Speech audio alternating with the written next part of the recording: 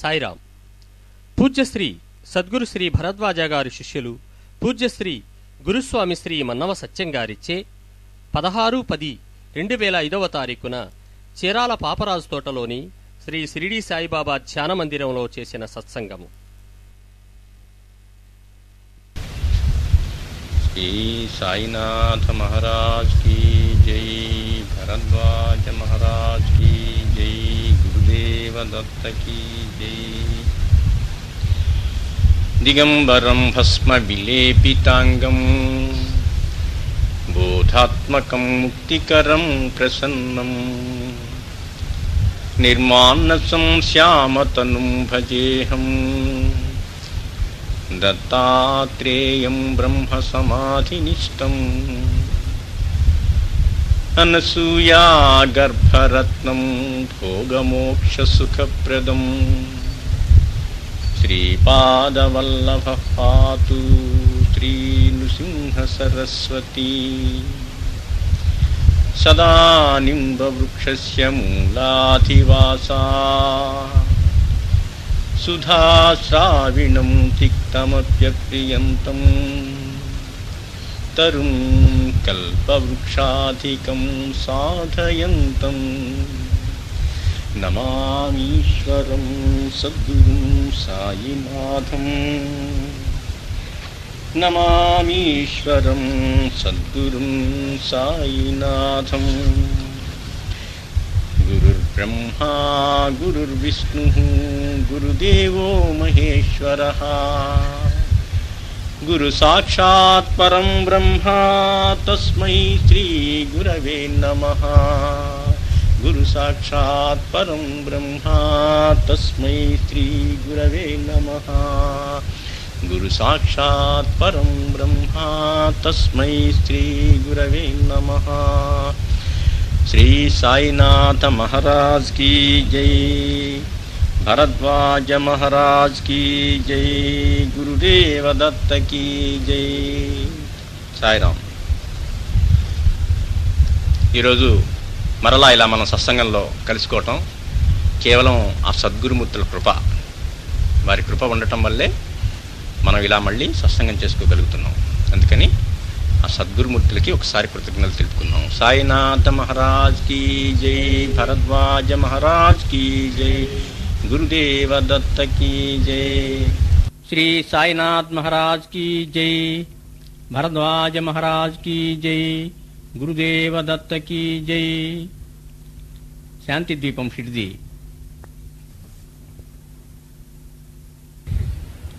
ఈ విశాల ప్రపంచం ప్రేమ శాంతి లేక బ్రతుకులు బరువుగా చేసే అమానుషత్వపు సముద్రమైతే షిరిడీ చక్కని శాంతి ద్వీపం. అలాంటి శాంతి ద్వీపాన్ని మన హృదయంలో నిలుపుకోవటానికే మనం ఈ సత్సంగాలు ఇవన్నీ చేసుకుంటున్నాం. ఎందుకంటే చక్కగా రోజంతా కూడా ఎటువంటి ఆందోళన లేకుండా శాంతిగా ప్రేమగా ఆనందంగా ఉండాలి. మన కోరిక అది. సద్గురుమూర్తుల కోరిక కూడా అదే. మన హృదయంలో మన అంతఃకరణలో ఈ ప్రేమ భావాలు శాంతి స్థాపించుకోవాలని వాళ్ళు కోరేది.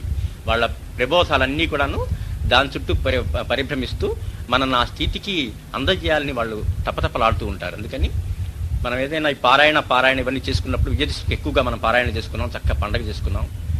ఆ శాంతిని డిస్టర్బ్ చేసుకోకుండా ఉండాలి. మనం హృదయంలో స్థాపించుకున్నటువంటి శాంతిని పాడు చేసుకుంటూ ఉంటే ఎంతో మేలు చేసినట్టు మనకి మనం ముందు పాడు చేసుకోకుండా ఉండాలి. ఎలా పాడైపోతుందంటే గబక్కున అనవసరంగా చికాకులు తెచ్చుకోవటం.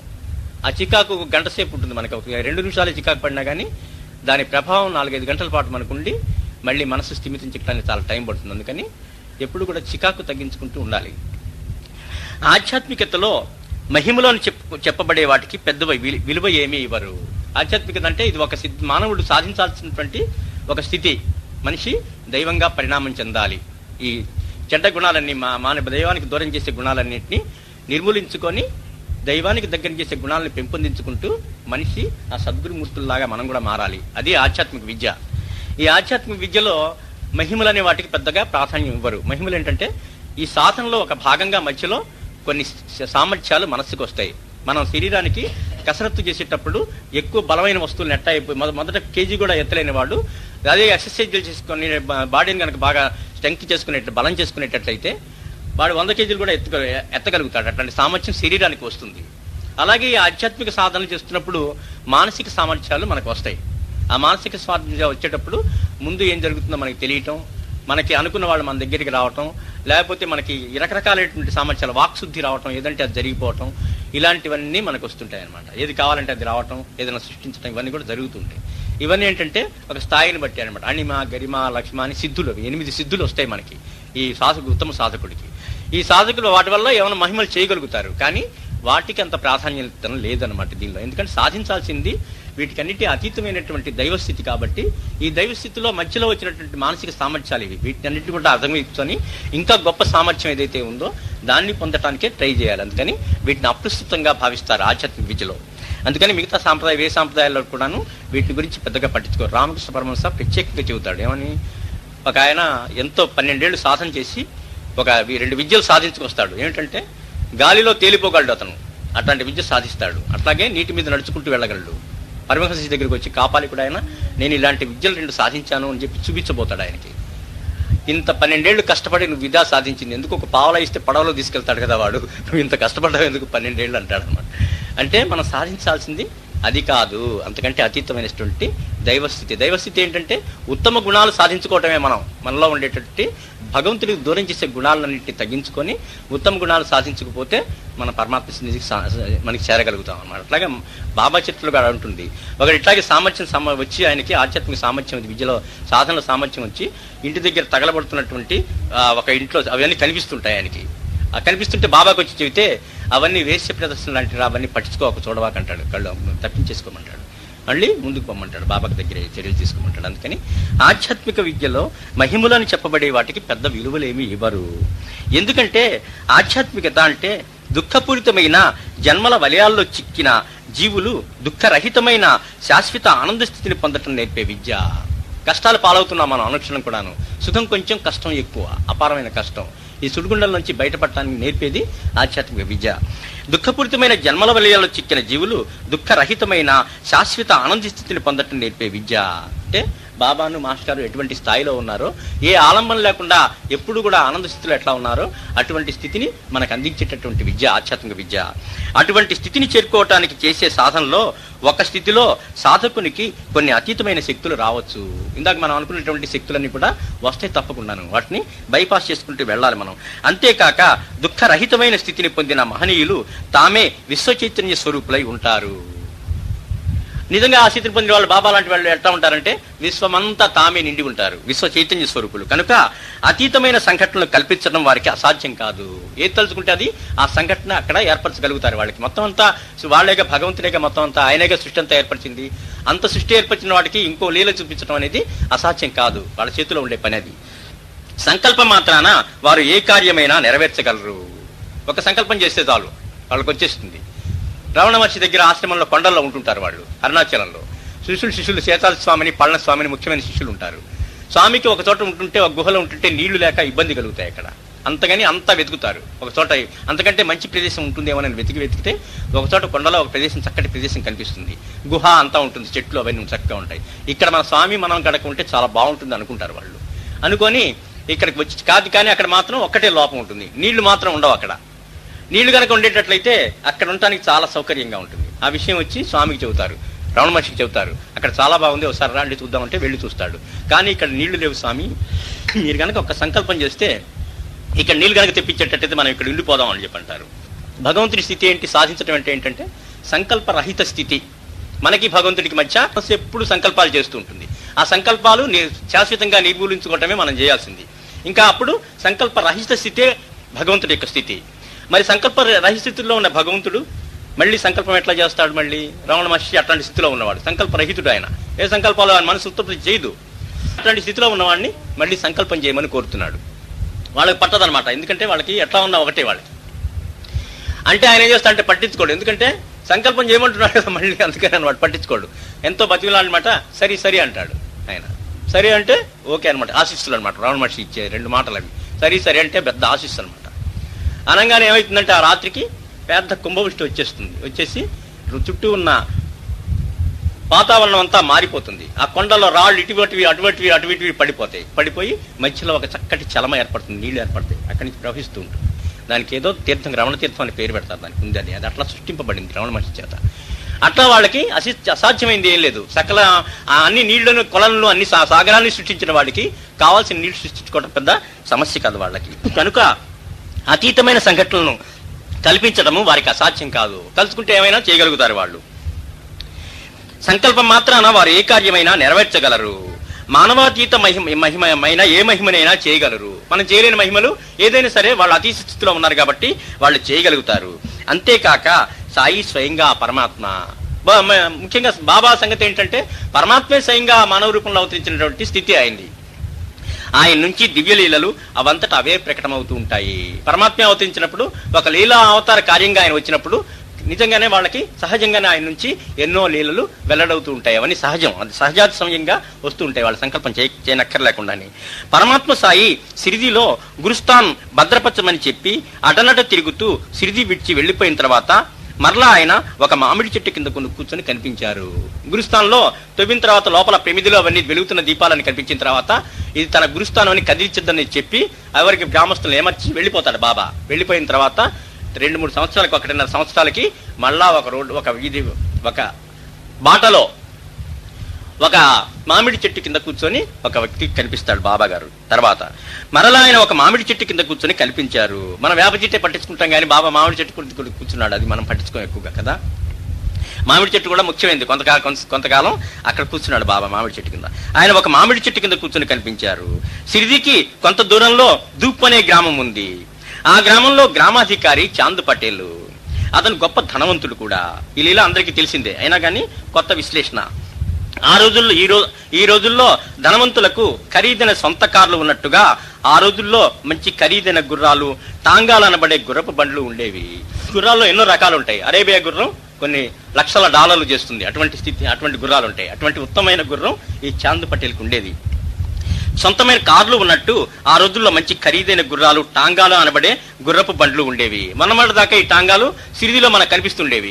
సాకోరి వెళ్ళాలంటే టాంగోలో వెళ్ళేవాళ్ళం. ఇప్పుడు ఇవి వెళ్ళే ఆటోలు వచ్చేసిన తర్వాత అక్కడ కూడా చాంద్ పటేల్కి కూడా ఒక ఖరీదైన గుర్రం కూడా ఉంది. అతను ఎక్కడికి వెళ్ళినా ఆ గుర్రం మీదనే వెళ్ళేవాడు. ఒకటే అలవాటైనట్టుగా మాలివి ఎక్కువైంది ఆ గుర్రంతో. ఎందుకని ప్రయాణానికి ఎక్కువగా ఆయన ఆ గుర్రాన్ని ఉపయోగించేవాడు. ఆ గుర్రానికి చాందుకు గొప్ప అనుబంధం. ఒకసారి ఔరంగాబాదు ఆ గుర్రం మీద వెళ్తూ చాలా దూరం ఆగకుండా ప్రయాణించి గుర్రము తను కూడా అలసిపోయారు. విశ్రాంతి కోసం ఒక చోట ఆగి గుర్రానికి కూడా విశ్రాంతి ఇద్దామని జీను కూడా తీసివేసి దానికి మేత వేసి నీరు తాగించాడు. తన శ్రమే కాకుండా గుర్రం శ్రమ కూడా గమనించి ఆపి దీనికి విశ్రాంతి కొంతసేపు ఇవ్వాలని చెప్పి విప్పదీశాడు. జీను కూడా విప్పదీసి చక్కగా దాన్ని వదిలాడు. మొదట తన గుర్రం సేద తీరిన తర్వాత తను ఆహారం భుజించి గుర్రాన్ని స్వేచ్ఛగా అక్కడే వదిలి ఒక చెట్టు కింద పడుకున్నాడు. మాలిమైన గుర్రం కాబట్టి ఎటు పోదని నమ్మకంతో ఈయన ఏం చేశాడంటే దానికి ఉలవల పెట్టి ఈయన కూడా అన్నం తిని చెట్టు కింద పడుకొని నిద్రపోయాడు. అలసి సొలసి ఉన్నాడేమో, నిద్ర పట్టింది. కాసేపటికి మెళుకు వచ్చి చూసేసరికి అక్కడ తన గుర్రం కనిపించలేదు. ఎంత మాలి అంటే అది ఈయన దాన్ని వదిలిపెట్టి వెళ్ళటం కాదు, అదే ఈయన వదిలిపెట్టకుండా వెంట తిరిగేటటువంటి గుర్రం. కొన్ని జంతువులు మనకి పెంపుడు జంతువులు అలవాటైతే మనం నెట్టేసినా పోవు, మన ఎంబడి తిరుగుతుంటాయి. అట్టా మాలిమైనటువంటి గుర్రం అనమాట. అందుకని అది వదిలిపెట్టి పోతుందని చెప్పి కల్లో కూడా అనుకోలే చాందిపాటిలో. అక్కడ తన గుర్రం లేదు. నీటి కోసం ఎటైనా పోయిందేమోనని చుట్టుపక్కలంతా వెతికాడు, కనిపించలేదు. వెతుకుతున్నప్పుడు తారసపడిన బాటసార్లకు తన గుర్రం గుర్తులు చెప్పి అలాంటి గుర్రం ఎక్కడైనా తారసపడిందా అని అడిగాడు. ఏ చిన్నగా అట్ట తిరుగుతుండేటప్పుడు కనిపించకపోయేటప్పటికి ఆందోళన ఎక్కువైంది. గుర్రం ఎట్టో తప్పించుకుపోయింది, వెతుక్కోవాలి, దాన్ని పట్టుకోవాలి ఎట్టగైనా అని చెప్పి చిన్నగా ఎక్కువగా ప్రయత్నం చేయటం మొదలుపెట్టాడు. అటు ఇటు వెళ్తూ చూసిన మనుషులంతా కూడా అడగటం మొట్టమొదట. గుర్రం లేదు. నీటి కోసం ఎటైనా పోయిందేమోనని చుట్టుపక్కలంతా వెతికాడు, కనిపించలేదు. వెతుకుతున్నప్పుడు తారసపడిన బాటసార్లకు తన గుర్రం గుర్తులు చెప్పి అట్లాంటి గుర్రం ఎక్కడైనా తారసపడిందా అని అడిగాడు. ఎవరు కూడా జాడ చెప్పలేకపోయారు. ఇటువైపు ఏ గుర్రం రాలేదయ్యానే చెబుతున్నారు అంతాను. గుర్రం జాడ తెలియలేదు. ఎటో అటు పోయి ఉండాలి కదా, ఎవరికంటా పడకుండా అది ఎక్కడికి పోగలదు అనుకుంటూ వెతికాడు. ఎక్కడైనా ఖచ్చితంగా కనపడాలి. ఎంత దూరం పోతుంది గుర్రం మహా అయితే నడుచుకుంటూ వెళ్ళినప్పుడు? ఒక ప్రాంతంలో పరిధిలోనే అది ఉంటుంది కాబట్టి తప్పకుండా వెతికితే దొరుకుతుందని ఇంకా వెతుకుతూనే ఉన్నాడు. ఎటో అటు పోయి ఉండాలి కదా, ఎవరి కట్టా పడకుండా అది ఎక్కడికి పోగలదు? ఎవరో చూసే ఉండాలి మరి అది వెళ్తూ ఉంటే. తనకి ఎంతో వెతికాడు. గుర్రం జాడ తెలియకపోవడంతో అతనికి పట్టుదల హెచ్చింది. కనపడకపోయేటప్పటికి ఇంకా పట్టుదల, ఎట్టగైనా పట్టుకోవాలి, దాన్ని తీసుకురావాలి. తనకెంతో ఇష్టమైన గుర్రం తప్పిపోవటం అతను ఎంతో బాధించింది. ఇంకా దొరకపోయేటప్పటికే ఒక పక్క నుంచి బాధ కూడా మొదలైంది. అరే ఏమైపోయింది ఇది అని చెప్పి వాగులు వంకలు ఎన్నో గ్రామాలు వెతుకుతూ 1-2 రోజులు కాదు మాసాలు వెతికాడు. తన లోపం లేకుండా అన్ని ప్రయత్నాలు చేశాక ఇక తన వల్ల కాదు అనే నిరాశ చెంది ఇక గుర్రం కోసం అన్వేషించడం విరమించి ఇంటికి దూపు గ్రామం బయలుదేరాడు చాందు పాటిల్. వెతికాడు, 1 రోజు కాదు 2 రోజు కాదు, ఇల్లు కూడా పట్టకుండా 2-3 నెలల పాటు అంతా తీవ్రంగా గాలించాడు మొత్తం అంతా కూడా. ఇక విసుగు చెంది నిరాశ చెంది ఇక గుర్రం కోసం అన్వేషణ విరమించి ఇంటికి దూపు గ్రామం తిరిగి బయలుదేరాడు చాందు పాటిల్. ఇంకా ఆశ వదులుకున్నాడు. ఎవరో అశ్వికుడు ఎవరన్నా తీసుకుని దాన్ని ఎటో వెళ్ళిపోయి ఉండాలి దూర తీరాలకి. ఆ జీను తన దగ్గర మిగిలిన ఆ గుర్రపు జీనును మాత్రం వెంట తీసుకుని నడుస్తూ ఉన్నాడు చాందు పాటిల్ ఎంతో విచారంగా. మిగిలింది జీను ఒకటే, అది గుర్తుగా తీసుకొని చాలా విచారంగా వస్తూ ఉన్నాడు ఇంటికి. తనకు అత్యంత ప్రియమైన గుర్రం ఎటో వెళ్ళిపోయింది. ఈ ప్రపంచంలో అన్నీ ఇంతే. ఎంతో ఇష్టమైంది గుర్రం, ఎంత ఇష్టమైందంటే చెప్పాను ఇందాక, ఎంతో మాలిమి, ఒకళ్ళకొకళ్ళు విడదీయలేనంత. ఈ ప్రపంచంలో అన్నీ ఇంతే. పుట్టుక చావుతో ముగుస్తుంది, కలయిక విడిపోవటంతో ముగుస్తుంది. ఏదో ఒకటి ముగింపు ఉంటుంది పెద్దానికి కూడాను. పుట్టుక చావు, మనిషి జీవితం ఎంత చావు ఈ మధ్యలోదే. కలయిక విడిపోవటంతో ముగుస్తుంది. ఇద్దరు కలిసినా కానీ ఎప్పుడప్పుడు విడిపోక తప్పదు. ఈ మధ్యలో రాగద్వేషాలు మనిషిని ఆడిస్తాయి. చావు పుట్టుకల మధ్యలో మనల్ని ఆడించేదేంటి, ఇవన్నీ సంఘటనలు కూర్చి ఆడించేది ఏంటంటే రాగద్వేషాలు, ఒకళ్ళ మీద ఇష్టం ఒకళ్ళ మీద ఇష్టం లేకపోవటం, ఇట్లాంటివి. ఎంత విచిత్రం. చాందు ఆ గుర్రం తనది అనుకున్నాడు. ఈ రాగద్వేషాలు ఎందుకు వస్తాయంటే మనది అనుకోవటం వల్ల ఇష్టము, మనది కాదు అనుకోవటం వల్ల ద్వేషం వస్తాయి. కలయిక విడిపోవటంతో ముగుస్తుంది. ఈ మధ్యలో రాగద్వేషాలు మనిషిని ఆడిస్తాయి. మనలో ఉండేటటువంటి కష్టాలు కానీ సుఖాలు కానీ ఈ రాగద్వేషాల వల్లే వస్తాయి మనకి. తనకు అత్యంత ప్రియమైన ఆ గుర్రం ఎటో వెళ్ళిపోయింది. ఈ ప్రపంచంలో అన్నీ ఇంతే. పుట్టుక చావుతో ముగుస్తుంది, కలయిక విడిపోవటంతో ముగుస్తుంది. అదే అనుకున్నాడు చాందు పాటిల్. కొన్నాళ్ళు కలిసి ఉన్నాడు గుర్రంతో, విడిపోయింది. ఈ మధ్యలో రాగద్వేషాలు మనిషిని ఆడిస్తాయి. ఎందుకంటే ఎంతో ప్రేమగా చూసుకున్నాడు, ఇప్పుడు విచారపడుతున్నాడు ఆ గుర్రం పోయిందని చెప్పినని. ఎంత విచిత్రం. చాందు ఆ గుర్రం తనది అనుకున్నాడు. ఈ ప్రపంచంలో ఎన్నో గుర్రాలు ఉన్నాయి, ఎందరో వాటి యజమానులు ఉన్నారు. ఎన్నో పశువులు తప్పించుకుపోతూ ఉంటాయి, మనుషులే మారుపడుతూ ఉంటారు. లోకంలో జరుగుతున్నవి ఇవన్నీ కూడాను. పశువులు పోతుంటాయి, మనుషులు పిల్లలు తప్పించుకుపోతుంటారు, తర్వాత కనపడకుండా పోతుంటారు. వాటి గురించి మనం అంతగా దిగులు పడము. ప్రపంచంలో రోజు చదువుతుంటే మన పెద్దగా ఏం విని ఊరుకుంటాం, ఓహో అని అంటాం, అంతే ఊరుకుంటాం. మనకి అదేం పెద్దగా పట్టదు. కాకపోతే 1-2 క్షణాలు వారి బాధతో మనము పాలు పంచుకుంటాం. అరే బలాని వాళ్ళది పోయిందా అని చెప్పి కొద్దిసేపే బాధపడతాం, దాని తర్వాత వదిలేస్తాం. ఎందుకంటే మనది కాదు కాబట్టి అది. వాటిని గురించి మనం అంతగా దిగులు పడం. కాకపోతే 1-2 క్షణాలు వారి బాధతో మనం పాలు పంచుకుంటాం, తర్వాత ఆ సంగతే మర్చిపోతాం. మన విషయం కాదుగా, మరపు వచ్చేస్తుంది ఇంకా. అయితే మనది అనే వస్తువు పోయిందంటే మనకెంత బాధో చెప్పలేము. అదే మన పిల్లలు పోతేనో, లేకపోతే మన వస్తువు ఇంట్లో దొంగలు పడి దోచుకుపోతేనో మనకు అపారమైన బాధ కలుగుతుంది. ఆ సంగతి మర్చిపోతాం. అయితే మనది అనుకున్న వస్తువు పోయిందంటే మనకెంత బాధో చెప్పలేము. అదే మమకారం. నాది అనేది ఏదో ఎప్పుడైతే వస్తుందో అప్పుడే మనకి బాధ కలుగుతుంది. దాన్నే మమకారం అంటారు. నా పిల్లలు, నా భార్య, నా డబ్బు, ఇవన్నీ మమకారం. ఇదే మమకారం అంటే. నిజానికి ఆ గుర్రము ప్రకృతి ప్రసాదం. ఇవన్నీ ఎక్కడికి వచ్చే సృష్టిలోంచి మనదంతా ప్రకృతి భగవంతుడి మనకి ఇచ్చినవే. మన సొంతంగా మనం సృష్టించుకున్నది ఏదీ లేదు ఇందులో. అయితే ఇదే మమకారం అంటే. నిజానికి ఆ గుర్రం ప్రకృతి ప్రసాదం. గుర్రం వీడిదంటే అంటా వీళ్ళదా సృష్టింపబడింది భగవంతుడి చేత. దేనికో తల్లిదండ్రులకు పుట్టింది గుర్రం, వీడు కొనుక్కొచ్చుకున్నాడు డబ్బు ఇచ్చి. నిజానికి ఆ గుర్రం ప్రకృతి ప్రసాదం. రుణానుబంధం వల్ల కొంతకాలం అతని దగ్గర ఉంది. ఇతనే అది కొనుక్కోవడానికి కారణం ఏంటి? ఎవరో కొనుక్కోకుండా అంటే ఇతనికి ఆ జీవికి ఏదో రుణానుబంధం ఉండటం వల్లే ఇతని దగ్గర కొంతకాలం ఉంది కొనుక్కోవటం వల్ల. అది బాబా జత్తుల మేకల వృత్తాంతంలో చెబుతాడు. అటుగా మేకలు పోతుంటే పిలిచి వీటికి తనకు ఎంత రుణానుబంధం ఉందో అని చెప్పి, కింద జన్మల్లో తన ఇంటి వీధిలో వీళ్ళు నివసించే వాళ్ళు ఇప్పుడు మేకలుగా పుట్టారని చెప్పి వాటికి శనగలు పెట్టి పంపిస్తాడు ఆయన. అట్లా రుణానుబంధం వల్ల కొంతకాలం అతని దగ్గర ఉంది. మరలా ప్రకృతిలోకి వెళ్లి కనుమరిగిపోయింది. ఎట్నుంచి వచ్చింది? ఎప్పుడు ప్రకృతిలోంచే వచ్చింది ఆ గుర్రం. మొదట సృష్టి అంతా ప్రకృతిగా వచ్చింది. కొంతకాలం ఆయన దగ్గర ఉంది. మళ్ళీ ఎటు వెళ్ళిపోయిందంటే కనిపించకుండా ప్రకృతిలోనే కలిసిపోయింది. ఆ చెట్టుకి కింద విడిచాడు ఆయన, ప్రకృతిలో వదిలిపెట్టాడు, ప్రకృతిలోకి వెళ్ళిపోయింది. మళ్ళీ ప్రకృతిలో కలిసిపోయింది, ప్రకృతిలోంచి వచ్చింది. రుణానుబంధం వల్ల కొంతకాలం అతని దగ్గర ఉంది. మరలా ప్రకృతిలోకి వెళ్లి కనుమరుగైంది. ఈ మధ్యలో దానిపైన పెంచుకున్న మమకారం వల్ల అతని ఆంతర్యం క్షోభిస్తుంది. ఈ శోభకు కారణం ఏంటంటే నాది అని దాని మీద ఎక్కువ మమకారం పెంచుకోవటం వల్లే ఈ బాధ వచ్చింది. అయితే చాంద్ పాటిల్ హృదయము స్వార్థపూరితమైన మమకారంతో కాక జీవకారుణ్యంతో నిండింది. మమకారంలో కూడా రకాలు, నాది అని ఒక స్వార్థం, అట్లా కాకుండా దాని గురించి బాధపడుతున్నాడు. నాది అని అనే సంగతి గురించి కాదు అతను ఎక్కువ బాధపడటం. గుర్రం ఏమైంది, అది ఎక్కడ ఇబ్బంది పడుతున్నదేమో, మారిపడిపోయింది, అది తిండి సరిగ్గా అమరిందా లేదా. ఈయన ఎందుకంటే రకరకాలుగా దానికి ప్రేమమయమైన గుర్రం కాబట్టి దానికి చక్కగా వండి పెట్టేవాడు అన్నీను రుచిగా.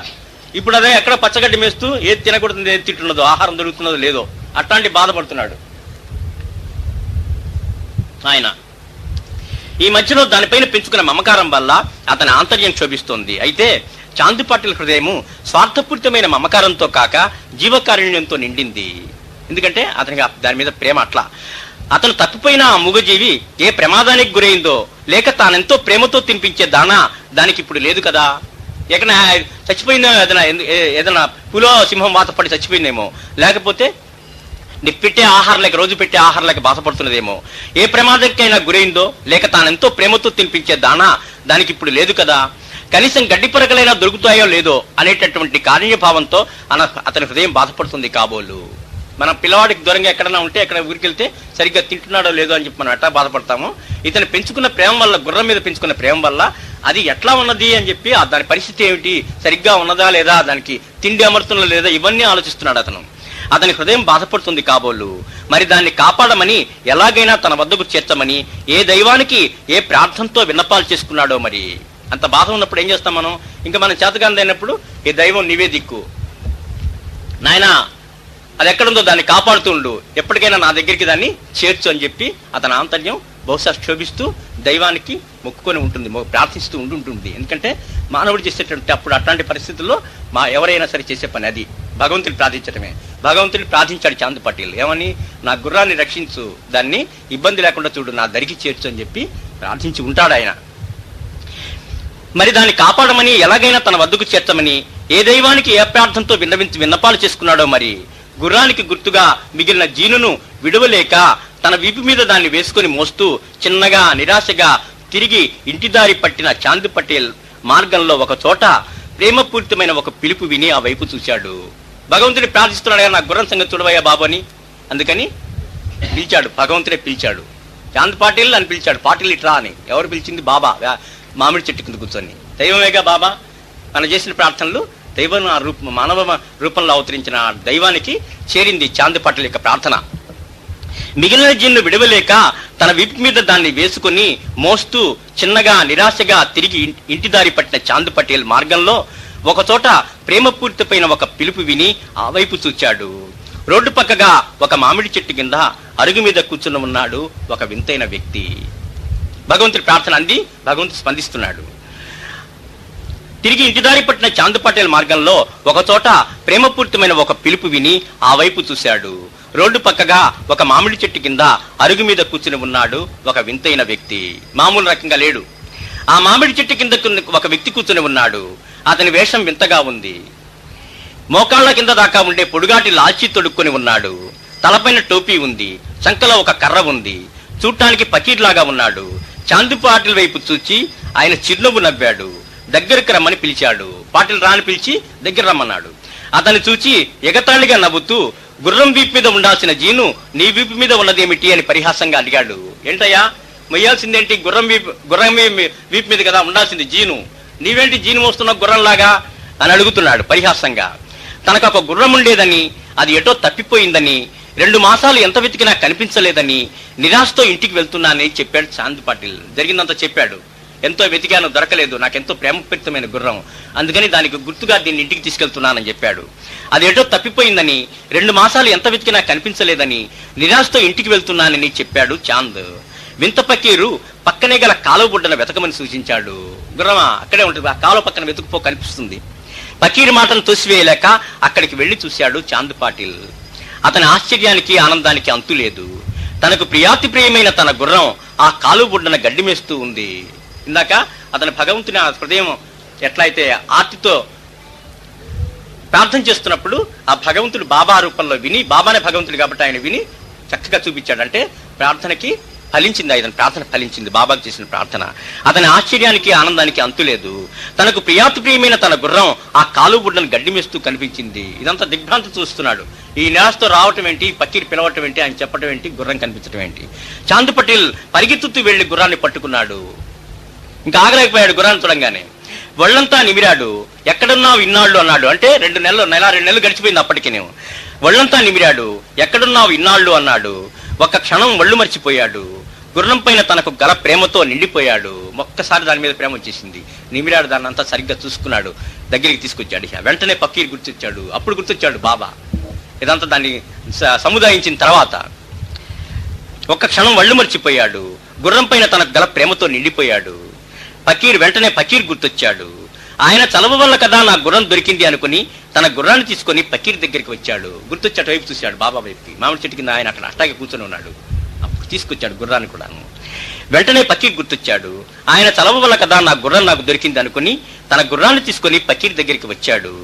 మరలా పకీర్ను చూడగానే హృదయం అంతా కృతజ్ఞతతో నిండిపోయింది. అరే, జరగదు ఇక నిరాశ, ఇక ఎప్పటికీ దొరకదు అనుకున్నది ఈయన దొరికించాడు నాకు.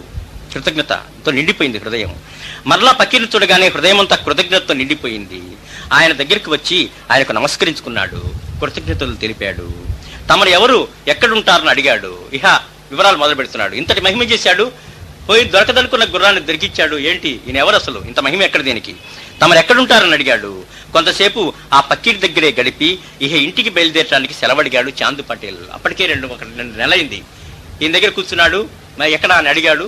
ఇంకా బయలుదేరతాడని సెలవు పుచ్చుకోబోతుంటే అప్పుడు బాబా అన్నారు, పకీరు చిలుము తాగి వెళ్తుగానే కసిపు కూర్చో అని దగ్గరున్న చిలుము గొట్టం బయటికి తీశాడు. ఆ పరమాత్మ సాయి తన దివ్యలీల ప్రదర్శించదలుచుకుని కూర్చిన సంఘటన తప్ప అవంతటవి జరిగిన సంఘటనలు కావేమో. అసలు పాటిల్ గుర్రం తప్పించుకుపోవటం, ఆయన ఇక్కడికి రావటం, ఈయన చూపించడం, ఇదంతా కూడా బాబానే మొట్టమొదటి నుంచి ప్లాన్ వేసి ఆయన లీల వల్లే ఇదంతా జరిగిందేమో. నిజంగా యాదృచ్ఛికంగా అది పోవటం కాకుండా ఇది కూడా బాబా పోవటం కూడా బాబా లీలలో యొక్క భాగం.